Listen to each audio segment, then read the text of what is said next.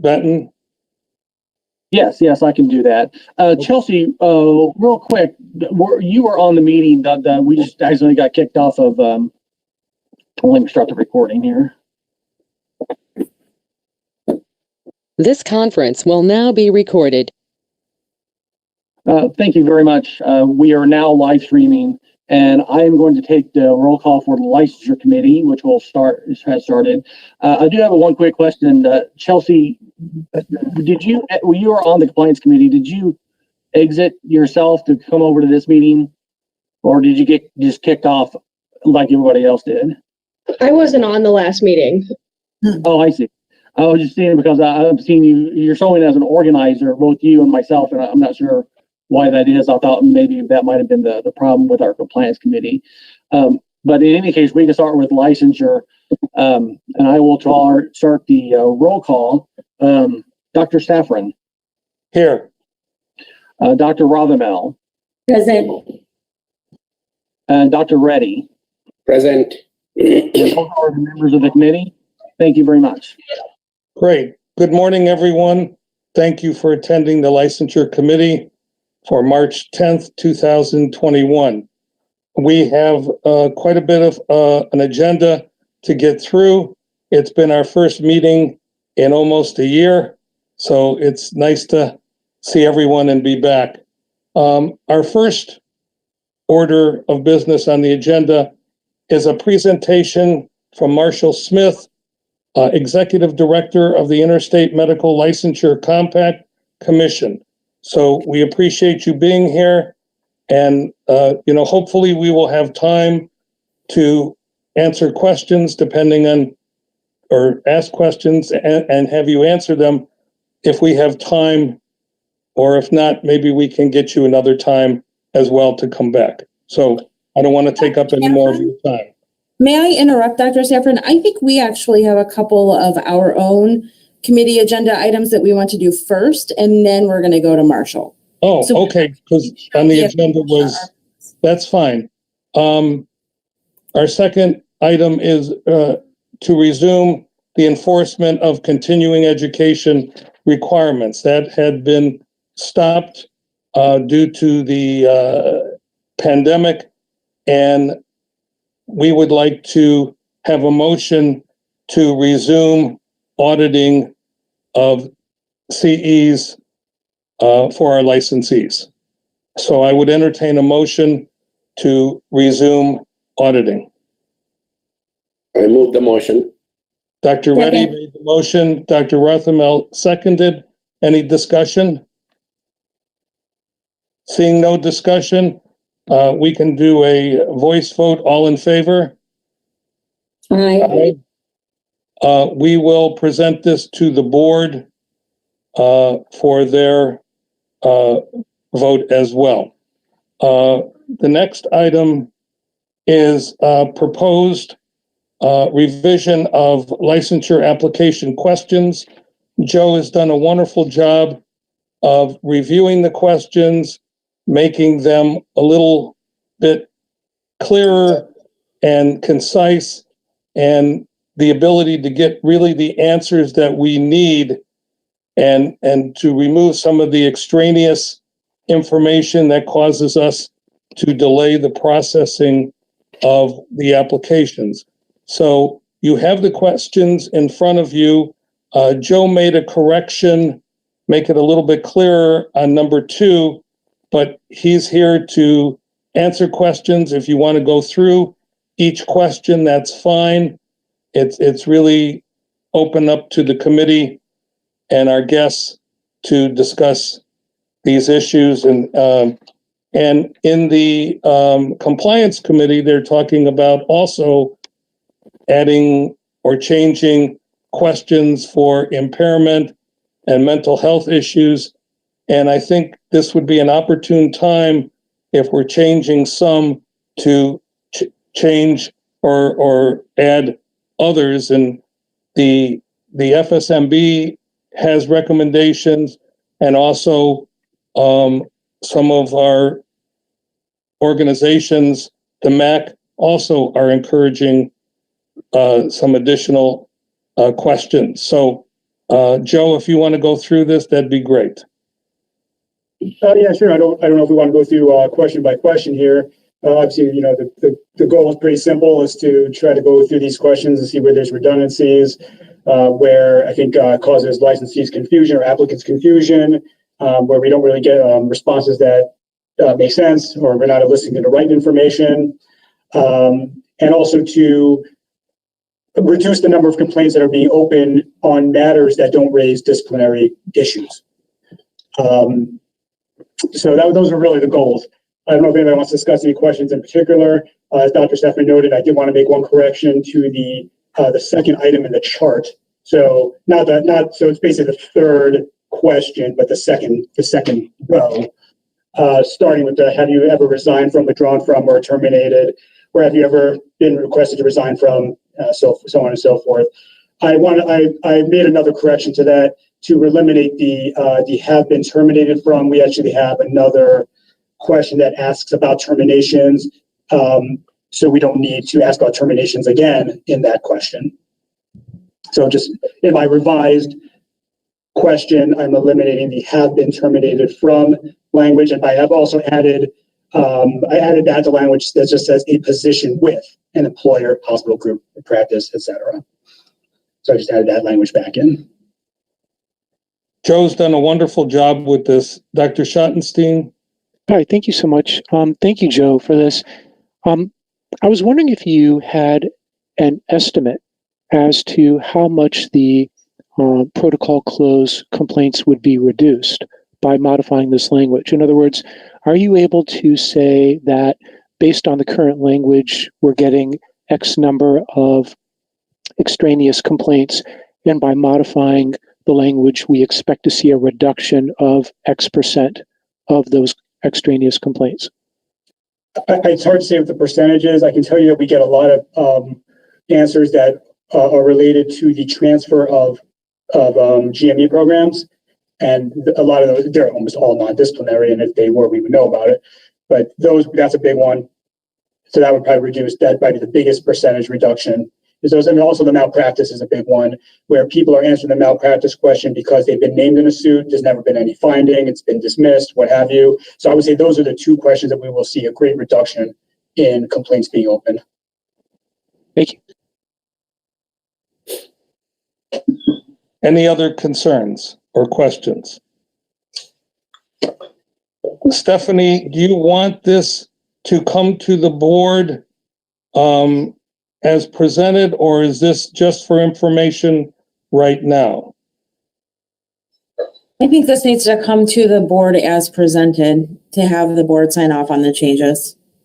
Okay, so that can be part of the licensure report, that with the corrections, and I'll have Joe make that correction to the full board, and then we'll entertain a motion to approve that.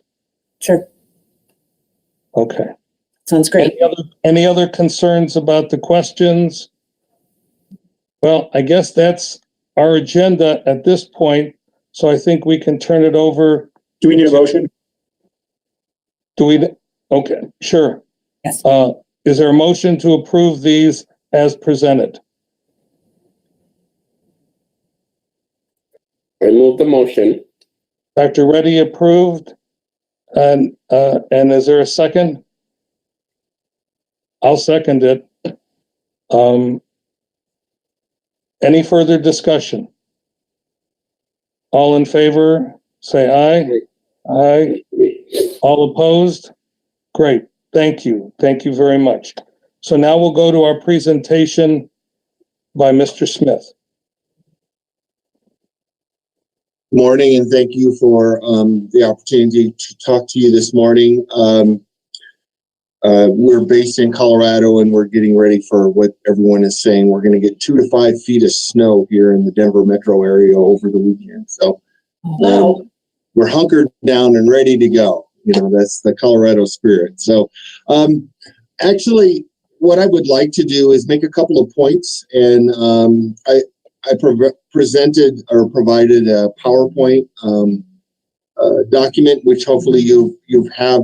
It really has all of the relevant points and hopefully the basis from the discussion, but I don't want to go through the PowerPoint. I think it's far more important and more powerful to be able to answer your questions, to talk to you about the compact as an organization, what we've been doing, why I think it's important for Ohio to join the compact, and to get to your questions. So I want to do a couple of, just make a couple of points, take a couple of minutes to do that, and then I would open it up to questions that you might have.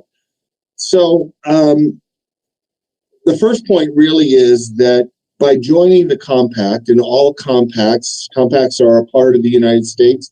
They've been, compacts were developed in the very early days of when the country was formed.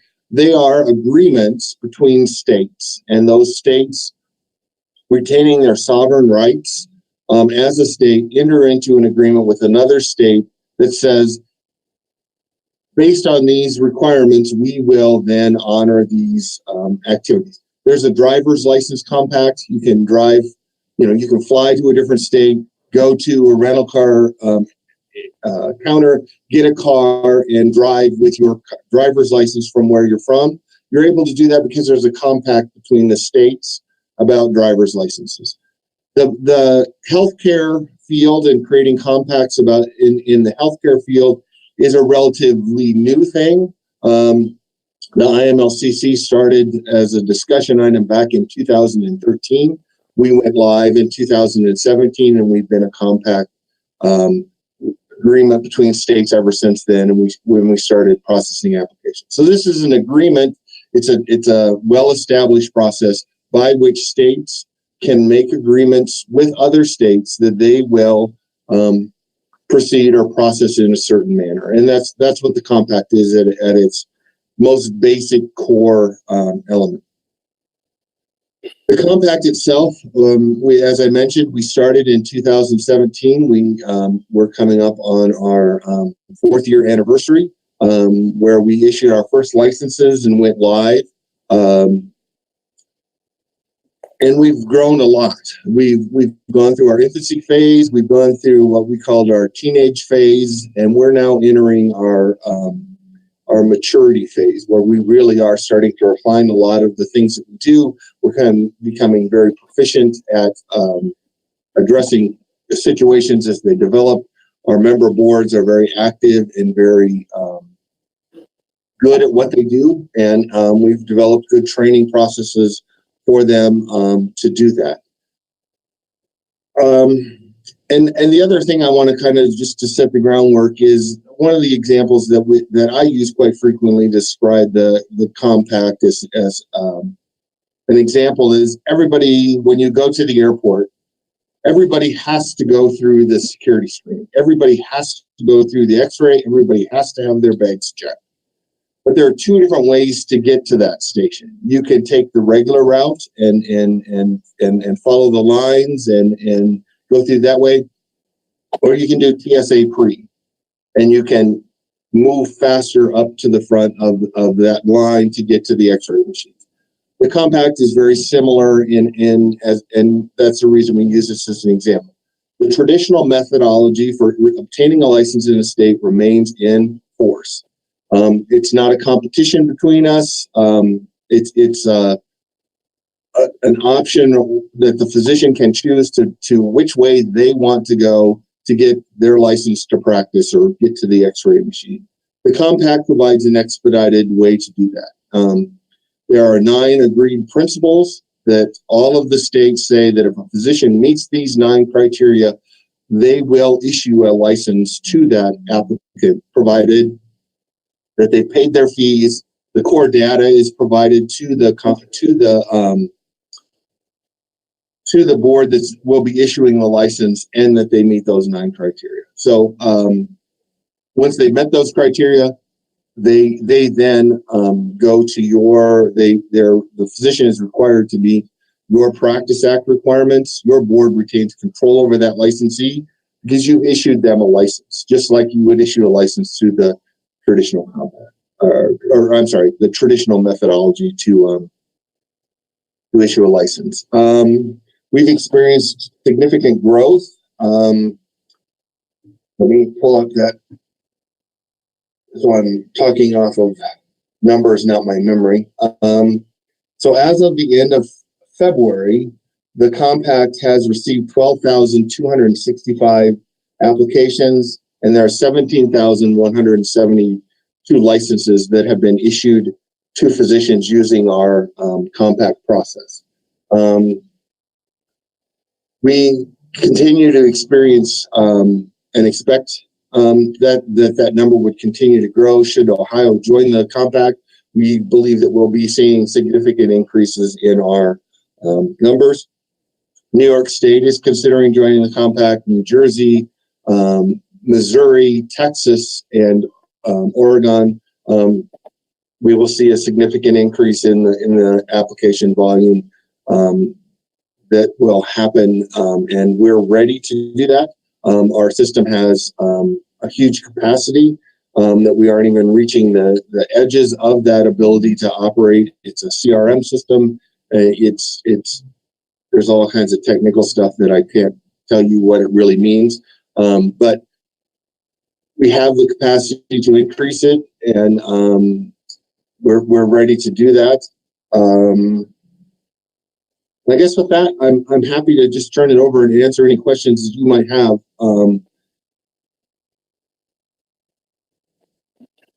Questions? I have one if none of the committee members do. That's great. Go ahead. Betty, you are senior. You go ahead. Mr. Smith, right now, you've told us you have around 12,000 applications with 17,000 approximately license issued. What's the time frame between the application and the issuance of the license? Yes. So we have an average. Every year we do a data study where we look at that information. We take a statistically valid sample of our completed applications. Last year, our average, so there's in a sense two processes that take place from the beginning of the application being submitted to all the licenses being issued. The answer to that is our average is 57 days. Okay, so you understand that in Ohio, our application is much quicker, right? Yes, and we do have some states. Give you the details on that. So moving on to, we have, is it 40,000 licensees, Stephanie? So we have about 51,000 licensed physicians. So it would seem to me that we would overwhelm your system now if you're running at 57 days. And while I appreciate your approach, query would be is why would we want to join where we're going to slow down after we've worked so desperately to move so quickly to get our licenses approved? I think is it in a couple of weeks, Stephanie? I don't know what our average time is. It's about a 10-day median. Yeah.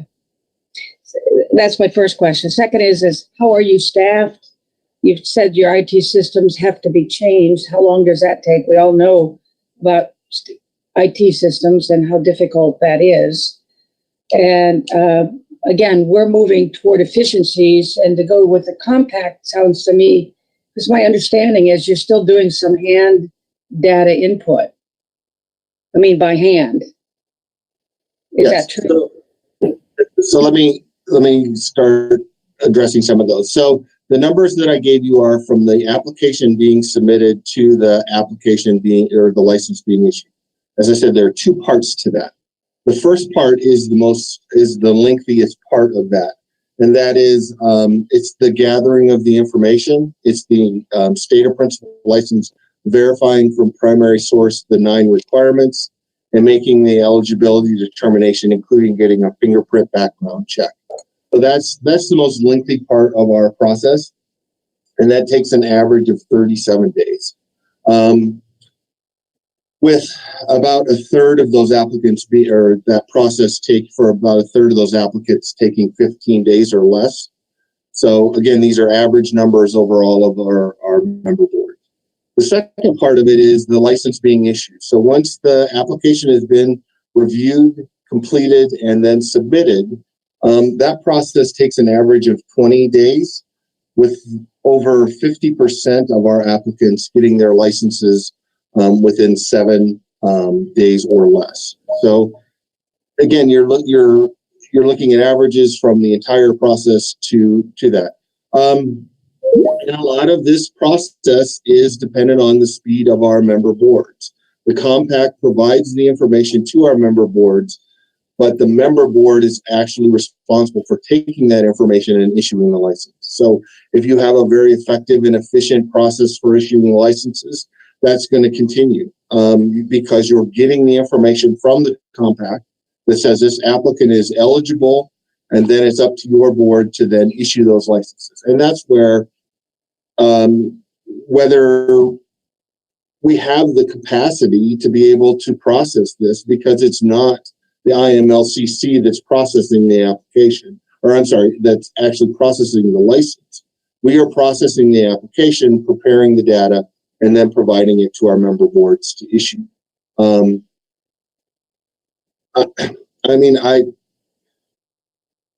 Quite bluntly, I don't believe, none of our member boards have experienced a slowdown in their processing time. As we brought on new boards, we've been able to.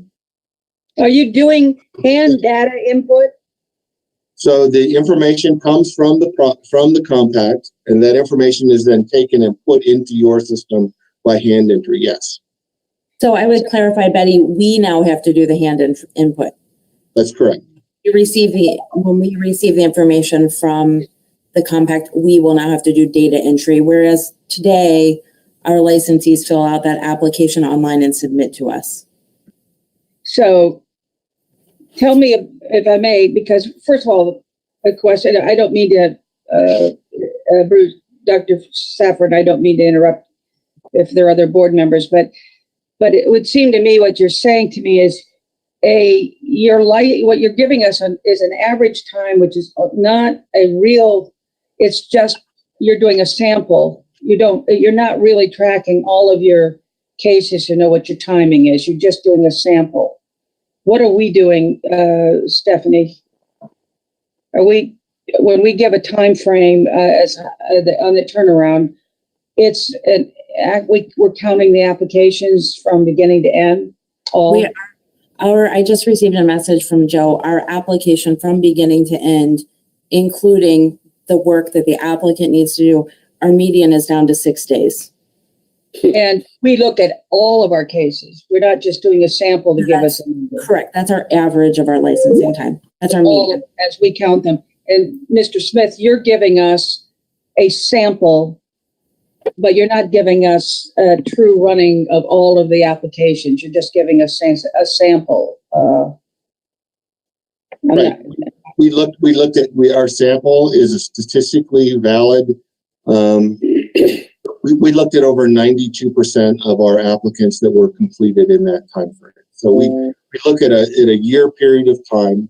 We take our sample of completed applications so that we don't have to deal with certain variables. These are applications that were completed in the 1 year time frame that we look at. I have a question. In order for this to work, you have to have an initial state that you have licensure in that is a member of the compact, correct? That's correct.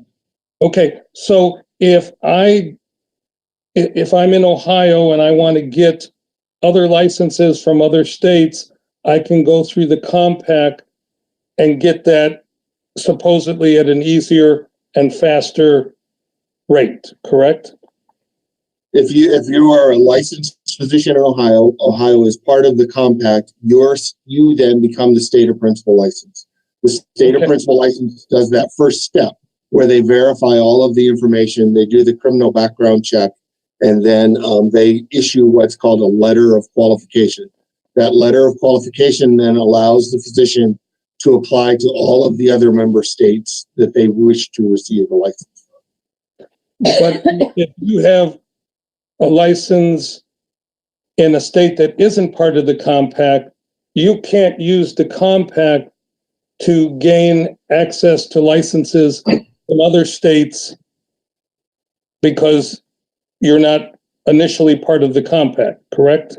Right. You can have licenses in other states, but in order to use the compact, again, it's an agreement between the states.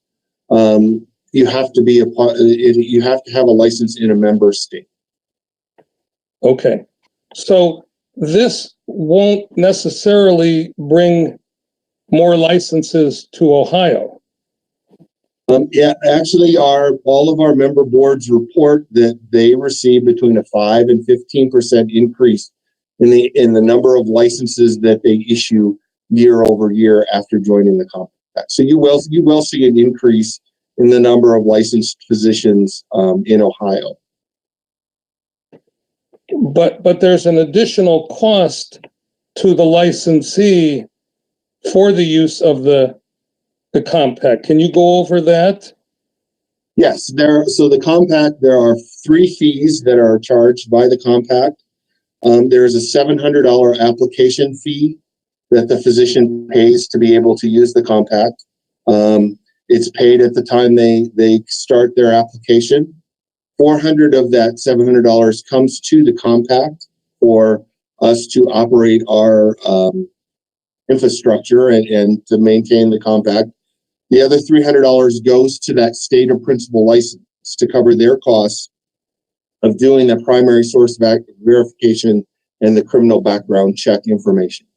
The other fee, once that letter of qualification has been issued, it's valid for 365 days. The physician can use that letter of qualification at any time to go in and request additional licenses. There's a $100 application fee that's paid for that process. And then licenses that are issued through the compact are renewed through the compact. And we have a $25 renewal fee that's charged and that comes to the compact. The other fees that a physician will pay are they pay whatever the licensing fee for that state that they wish to obtain that license. And they also pay whatever that state's fee is to renew that license. And all of that money stays with the state of principal or whichever state they're in. Right. So Ohio will receive whatever you charge for a license fee. Every license that you issue through the compact, you will receive that fee. Okay. Dr. Schottenstein. Hi. Thank you so much, sir. It's nice to make your acquaintance. Really appreciate your being here with us. I was wondering if you could speak to investigations, right? And the question of whether or not, if Ohio's a member of the compact, that other members of the compact could go across state lines, and if there would potentially be a disruption to our investigations based on investigators from other states coming into our state. Has that ever been an issue in terms of investigations, in terms of sharing confidential investigatory information with other state boards? So there are provisions in the compact that allow for joint investigations. They're optional. So it's part of the patient safety enhancement. It allows our member boards to share confidential information with similarly situated. So it's boards. So it would be Ohio's investigators talking to, say, Michigan or another member board's investigators. It's not, it's investigator to investigator discussion. The provision of the compact does allow for the sharing of that confidential information between the boards. We're very lucky in that we have not had to implement any of these provisions so far with any of our physicians.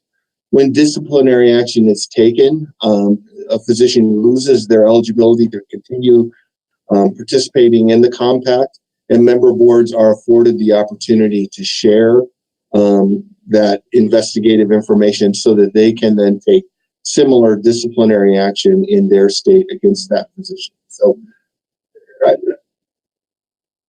I would not characterize it at all as an interruption, but it's actually an enhancement to your investigative abilities. So, and again, it's confidential. It's considered under or delivered under seal, and therefore it is not disclosable information.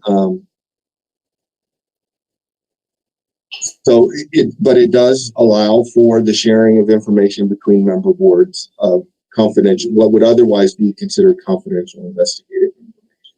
Yes. So if you'd be so kind, sir, Kim, can you weigh in on that? Is that sort of how you see it too?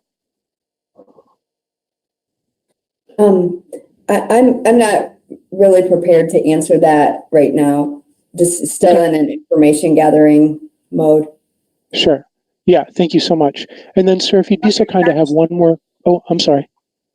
No, just to follow up on you. I mean, you're Mr. Smith, you're giving us, that's wonderful to have this capacity to share across state lines, which we would probably get through discovery, perhaps, and our own investigations. But I think there is an other side of that, which is, suppose we're doing our own investigations.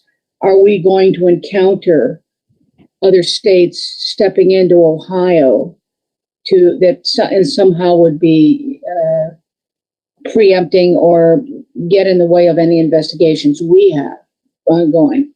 And then a follow-up is, when a licensee renews, do they have to meet our state renewal requirements? So those are two.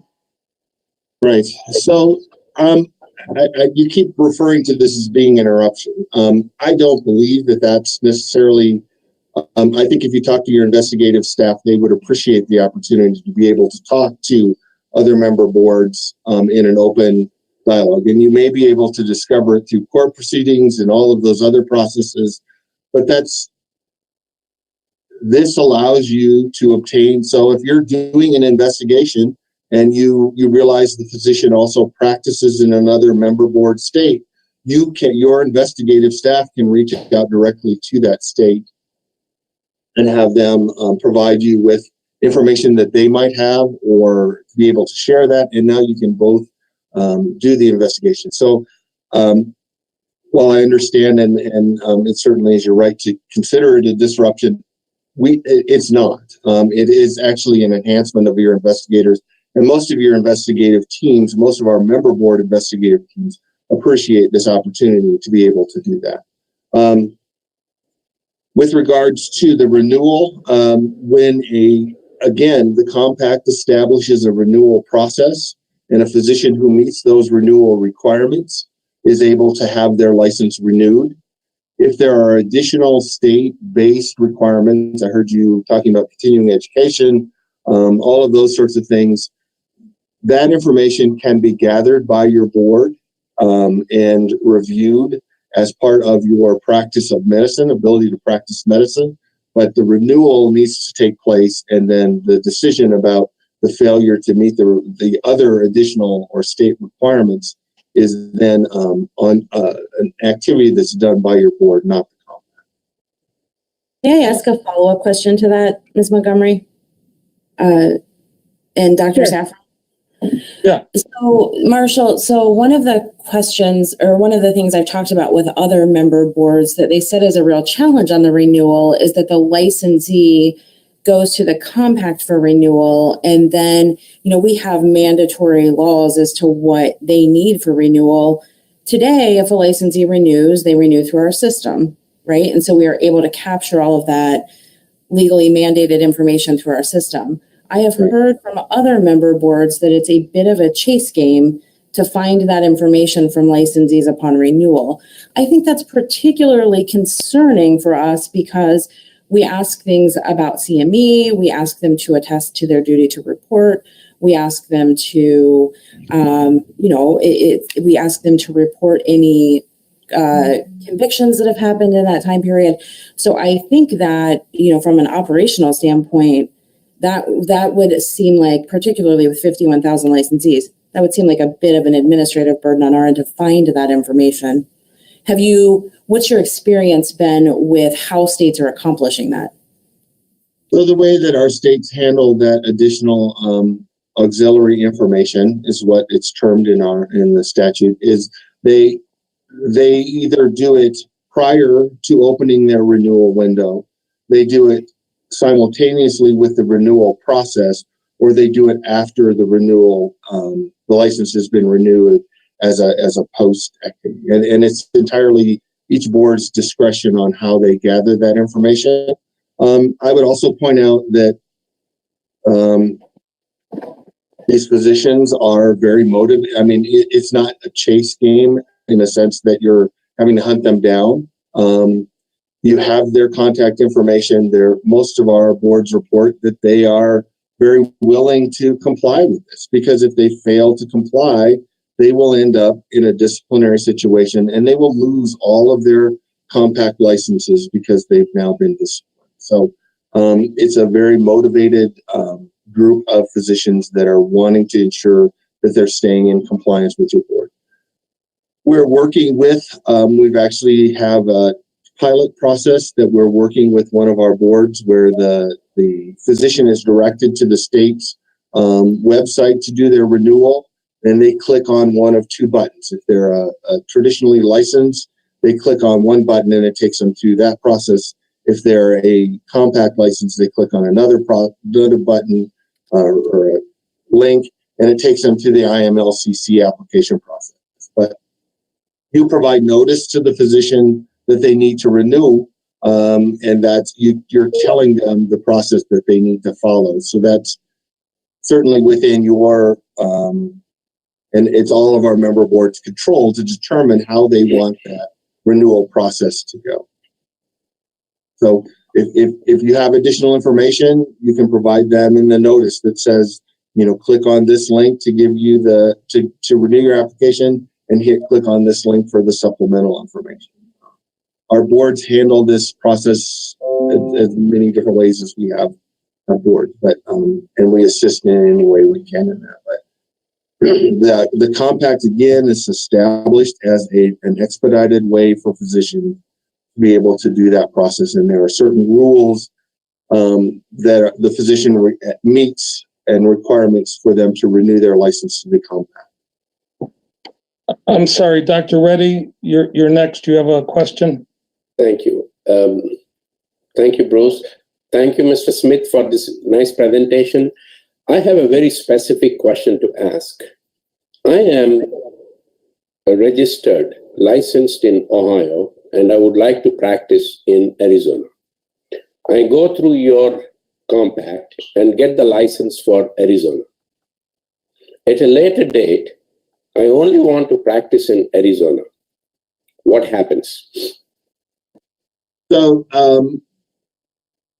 the compact process is built on the principle of having a state or principal license. So if you're licensed in Ohio, you use the compact to obtain a license in Arizona, you now decide you're only going to be practicing in Arizona, you then need to transfer your state or principal license from Ohio to Arizona. And then Arizona will then become your state or principal license in the compact. Physicians are required to always have a state or principal license, and they're given it when we're notified that a physician no longer meets the requirements to have a state or principal license. In other words, they've let their license lapse, or they didn't, they no longer have a full and unrestricted license in their state or principal license. The compact is notified of that change. We then contact the physician and give them 90 days to establish a new state or principal license. If they fail to establish one, then the licenses that they've obtained through the compact will then not be allowed to renew. Thank you. I have another question for you.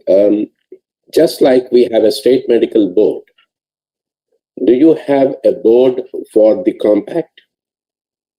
Yes, each member state that joins appoints 2 commissioners. They are our governing board, and they are responsible for the activities of the compact. So every state has 2 commissioners that are voting members. Our commission meets 3 times a year. Our next meeting is coming up in May, in which they'll approve our budget for the upcoming year. We meet in September generally to do rulemaking, and then we have an in-person meeting that takes place in November. From the commissioners, there is a chair, a vice chair, and a treasurer who are elected officers of the compact. I, as the executive director, serve as the secretary of the executive committee, and we have 6 standing committees, and the chair of each one of those committees also serves on the executive committee. Our executive committee meets once a month. The executive committee is authorized to act on behalf of the commission in all matters except for rulemaking. They cannot make rules through the executive committee. Back to one of the questions that Ms. Montgomery had asked before. So the compact, we actually have 7 staff members. There's myself as the executive director, Dave Clark, who's actually on the call, helping me remember questions and things that I need to answer. He's our director of operations. We have a Todd Matta, who is our comptroller. We have Dale Watts, who is our IT manager.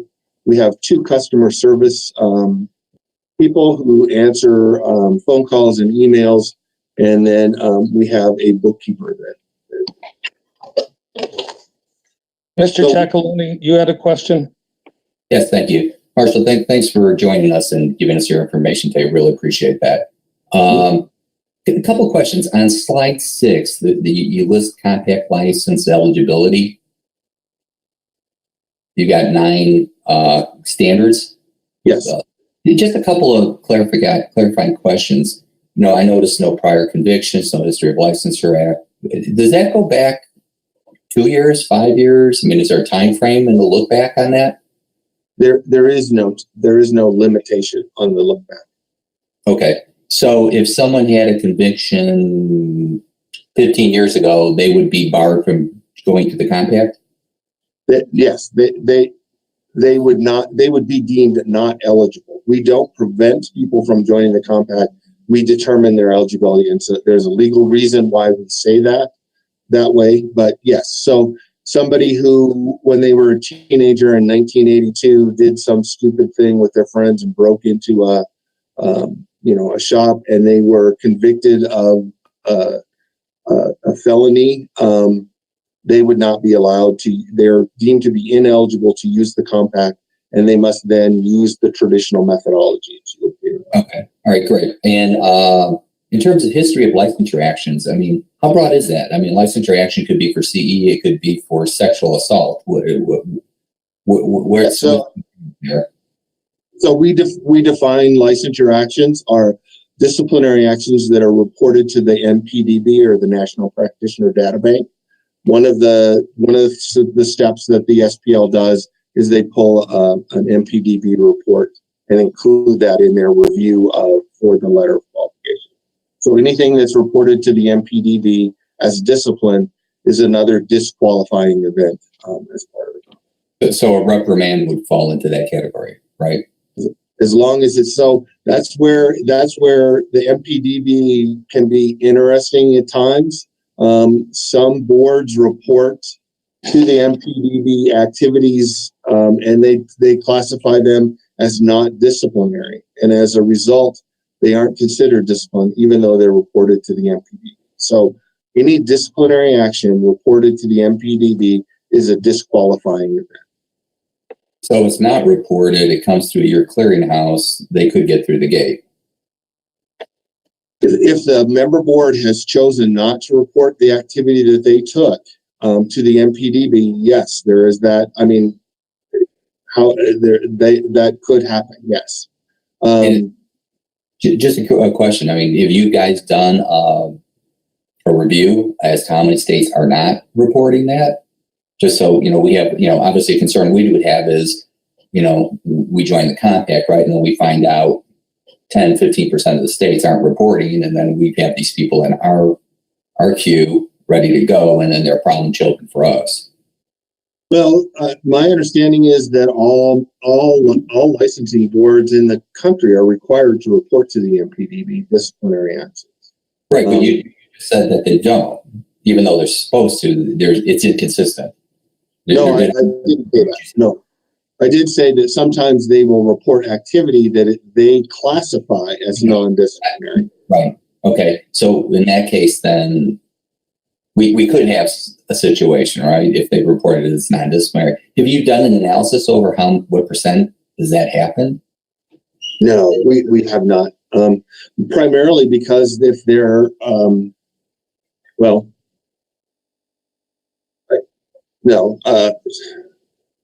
not sure how we would do that. We don't have, the commission does not have access to the data bank itself. That's an access that's provided that our member boards do as part of being the state of principal license. They pull that information. So I would have no way of being able to know that.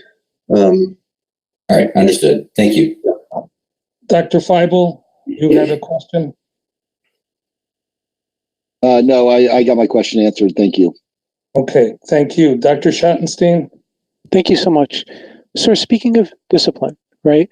Does the compact ever discipline the member states for not abiding by the rules of the compact? I have this recollection that at some point you all took action against South Dakota. Am I remembering that right? You are. The compact is empowered, and only the full commission is authorized to take action. The full commission and the executive committee. They are charged with ensuring that the rules and the statutes of the compact are being complied with by our member boards. There was an incident where our executive committee determined that a member board, South Dakota, had failed to meet the requirements of the compact, and the compact followed the executive committee filed action in federal court against that member board, and subsequent to that action being filed, the matter was resolved by both parties, and the case was dismissed. Yes, the compact has the ability and the authority to ensure that our member boards are complying with the statute. Okay, thank you. We're running out of time, so maybe the last couple questions, Dr. Reddy. What is the relationship of the compact with the Federation of State Medical Boards? Right. The state medical boards and the IMLCC, we are partners. We work with the FSMB on a regular basis. The FSMB also has a grant that they've been through the HRSA, the Human Resources Services Administration, that the IMLCC is able to access some of those funds for our purposes. We used last year and the current year, we've been able to access $100,000 to pay for our IT expense, some of our IT expenses. But other than that, we're unique and distinct organizations that have that work together, and we're similar organizations. But the IMLCC is not controlled by the FSMB, and the FSMB isn't controlled by the IMLCC. We're distinct and separate organizations. That was a good question. Any other questions? Mr. Giacalone. Yeah, Marshall, one follow-up question to that same slide 6. The eligibility applies not only to new licensees, but to renewals too, that same criteria? So there is a different criteria for renewals, but they do have to maintain, so the static, obviously for a renewal, the static questions about the number of attempts and those sorts of things drop off, but the convictions, licensure actions, DEA history, and are still a part of the renewal. Okay, along with the active investigations, or is that drop off too? That would stay there. I mean, anything that's not static is a part of the renewal. Okay, thank you. Great. We thank you very much, Mr. Smith, for coming and giving us information. I think that we're going to have a lot more discussion about this in due time. I would, at this point, entertain any other questions concerning the licensure committee. If not, can I have a motion to adjourn? I move the motion to adjourn. Dr. Reddy made the motion. Second. Dr. Rothermel seconded. Any further discussion? Thank you all very much. All in favor? Aye. Aye. We are adjourned. Thank you so much. Thank you. you.